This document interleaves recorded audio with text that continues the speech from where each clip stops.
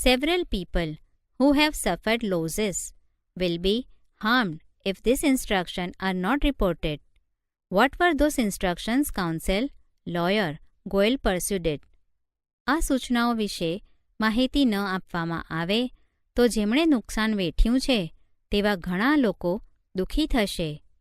શું હતી તે સૂચનાઓ?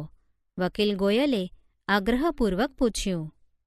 Robots do not harm people, Ramsingh 070 responded mechanically. Robots લોકોને નુકસાન અથવા દુઃખ ન પહોંચાડે, રામસિંહ 070એ યાંત્રિક ઉત્તર આપ્યો. Many people have suffered. Speak up Ramsingh 070. Counsel lawyer Goyal stressed each word. ઘણા બધા લોકોને નુકસાન થયું છે. સાચી વાત કહી દે રામસિંહ 070. દરેક શબ્દ પર ભાર મૂકતા વકીલ ગોયલ બોલ્યા. નો, Ramsinh, Prem Chopra shouted નર્વસલી, but the જજ વોર્ન્ડ, કીપ ક્વાઇટ. ના, રામસિંહ, ગભરાઈ ગયેલા પ્રેમ ચોપડાએ બૂમ પાડી, પણ જજે તેને ચેતવણી આપી કહ્યું, શાંત રહો. Come on Ramsingh 070, the judge said. Ramsingh 070 jerked his head left, then right, towards the judge. બોલ રામસિંહ 070, ન્યાયાધીશે કહ્યું. રામસિંહ 070એ તેનું માથું ડાબી બાજુ ફેરવ્યું અને પછી ન્યાયાધીશ તરફ જમણી બાજુએ.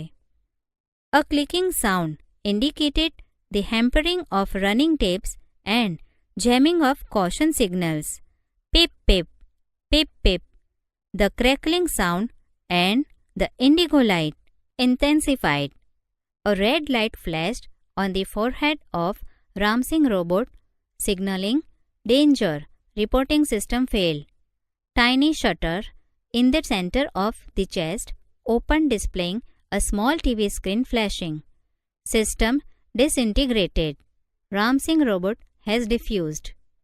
ક્લિક ક્લિક અવાજ આવ્યો, જે ચાલતી ટેપ અટકવાનો નિર્દેશ હતો, અને પીપ પીપ પીપ પીપ ચેતવણીના સિગ્નલ પણ બંધ થઈ ગયા. એક મોટો અવાજ અને ભૂરી લાઇટ વધુ તેજ થઈ. ભય, સિસ્ટમ બંધ. સિગ્નલ સૂચવતી એક લાલ લાઇટ રામસિંહ રોબોટના માથા પર ઝબૂકી. તેની છાતીની મધ્યમાં બેસાડેલી નાની બારી ખુલી અને તેમાં દેખાતા એક નાના ટીવીના પડદા પર લખ્યું હતું, સિસ્ટમનું વિઘટન. રામસિંહ રોબોટ નષ્ટ થઈ ચૂક્યો હતો. Oh no, cred the salesman of super robots. He is defused. He is dead. There was a hush in the courtroom. Silence prevailed for long in the courtroom. The counsel cleared his throat and said, "Oh નહીં, super રોબોટ્સનો salesman બોલી ઉઠ્યો. તે નાશ પામ્યો છે. તે મૃત્યુ પામ્યો છે." ન્યાયાલયમાં શાંતિ છવાઈ ગઈ. લાંબા સમય સુધી ન્યાયાલયમાં શાંતિ રહી. વકીલે ગળું ખંખેર્યું અને કહ્યું, robots do not cause harm to people and neither can they disobey their masters. Those instructions from Mr. Prem Chopra were not to be revealed. They could have been injurious to his own existence, a threat to the robot's life. Robots લોકોને હાનિ ન પહોંચાડે અને તેઓ તેમના માલિકના હુકમનો અનાદર પણ ન કરે. શ્રી પ્રેમ ચોપડાએ આપેલી સૂચનાઓ બહાર પાડવાની નહોતી. તે તેના પોતાના અસ્તિત્વ માટે હાનિકારક હતી. એક રોબોટના જીવને જોખમરૂપ હતી.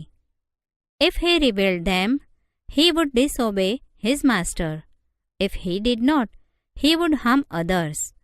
This conflict brought Ramsingh's end. He closed to break apart rather than to tell a lie, hurting human beings or becoming unfaithful. Traces of pain and depression marked the counsel's face.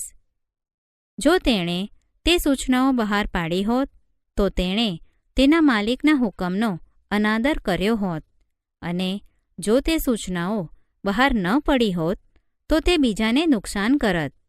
આ સંઘર્ષે રામસિંહનો અંત કર્યો. ખોટું બોલવું, માનવીઓને ઈજા પહોંચાડવી અથવા દગો કરવાને બદલે તેણે નષ્ટ થવાનું પસંદ કર્યું. વકીલના ચહેરા પર દુઃખ અને ખિન્નતાની રેખાઓ સ્પષ્ટ દેખાતી હતી.